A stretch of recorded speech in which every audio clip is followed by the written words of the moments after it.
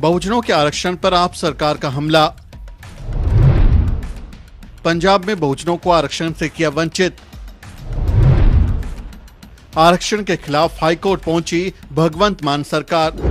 दिल्ली और पंजाब के सरकारी दफ्तरों में बाबा साहब डॉक्टर अंबेडकर की तस्वीर लगाकर खुद को दलितों के हितैषी दिखाने वाली आम आदमी पार्टी की सरकार का मनवादी चेहरा एक बार फिर से बेनकाब हो गया है। दिल्ली के बाद अब पंजाब में भी बहुजनों की हकमारी हो रही है।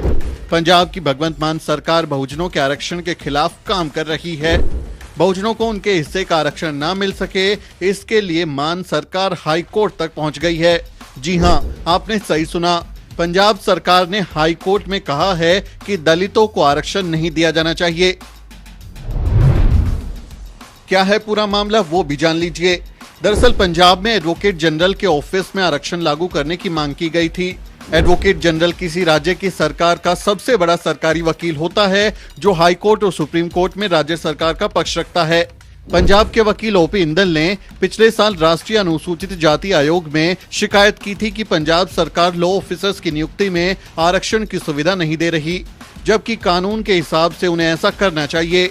इस शिकायत पर राष्ट्रीय अनुसूचित जाति आयोग ने अगस्त 2021 में पंजाब सरकार को एडवोकेट जनरल ऑफिस में आरक्षण लागू करने का ऑर्डर दिया था।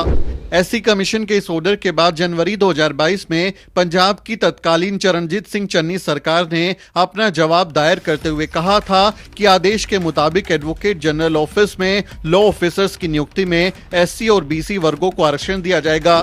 लेकिन इसके बाद हुए विधानसभा चुनाव में आम आदमी पार्टी की सरकार बन गई। भगवंत मान ने कुर्सी पर बैठने के बाद अनमोल रतन सिद्धू को नया एडवोकेट जनरल बना दिया।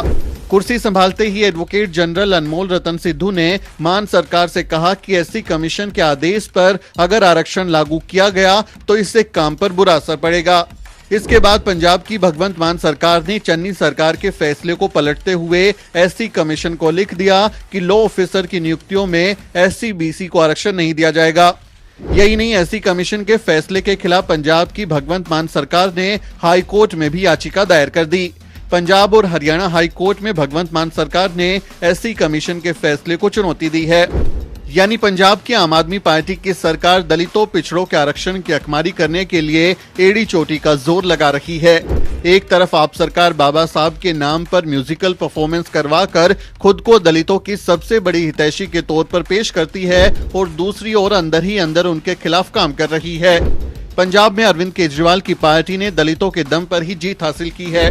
पंजाब में दलितों की आबादी करीब 32% है और दलितों ने बड़ी संख्या में आपको वोट भी किया है। लेकिन चुनाव में जो पार्टी दलितों की भलाई का वादा कर रही थी, अब सत्ता में आने के बाद वही पार्टी दलितों के खिलाफ काम कर रही है। इस बारे में वरिष्ठ पत्रकार और लेखक दिलीप सिंह मंडल ने ट्विटर पर लिखा, जब भी कोई बाबा साहब अंबेडकर का नाम ज्यादा ले और जोर से जिंदाबाद बोले तो फौरन सावधान हो जाना चाहिए। समझ लीजिए कि आपकी जेब कटने वाली है।